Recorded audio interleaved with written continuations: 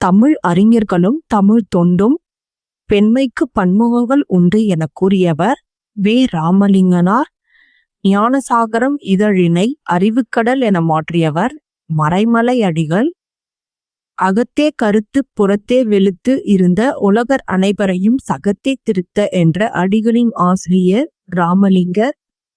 விடிவெள்ளி என்ற புனைப்பெயரை கொண்ட கவிஞர் யார்? ஈரோடு தமிழன்பன். திரைக்கவி திலகம் என்ற சிறப்புக்குரியவர் மருதகாசி. இத்திராசலு என்கின்ற அரங்கசாமி என்ற இயற்பெயர் கொண்ட கவிஞர் வாணிதாசன். முனுசாமி மங்கலம் இணையருக்கு பிறந்த வரலாற்றை தொடராக எழுதியவர் தில்லையாடி வள்ளியம்மை.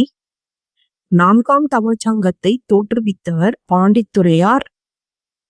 தன் இனத்தையும் மொழியையும் பாடாத கவிதை வேறில்லாத மரம் கோடில்லாத பறவை என்று பாடியவர் ரசூல் கம்சதேவ்.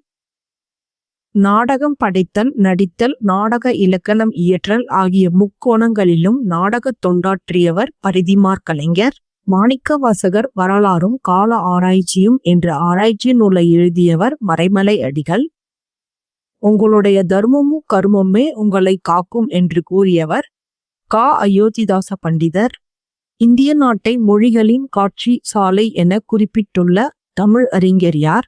ச. அகஸ்தியலிங்கம்.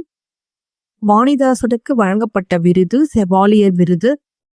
தமிழக அரசின் முதல் அரசவை கவிஞர் யார்? கவிஞர் வே. ராமலிங்கனார். உலக மொழிகளுக்கெல்லாம் தாய்மொழி தமிழாகத்தான் இருத்தல் வேண்டும் என்ற மொழியியல் அறிஞர் நோம் சாம் சுகி. உயிரிழக்கமே பேரின்ப வீட்டின் திறவுகோல் என்று கூறியவர் வள்ளலார். தொண்டு செய்து பழுத்த பழம் என்று பாரதிதாசன் போற்றுவது தந்தை பெரியார். பம்மல் சம்பந்த முதலியார் முதலாக எழுதி நடித்த நாடகத்தின் பெயர் புஷ்பவல்லி. நாமக்கல் கவிஞர் எழுதிய பெண்மை என்னும் பாடல் எந்த தலைப்பின் கீழ் இடம்பெற்றுள்ளது? சமுதாய மலர்.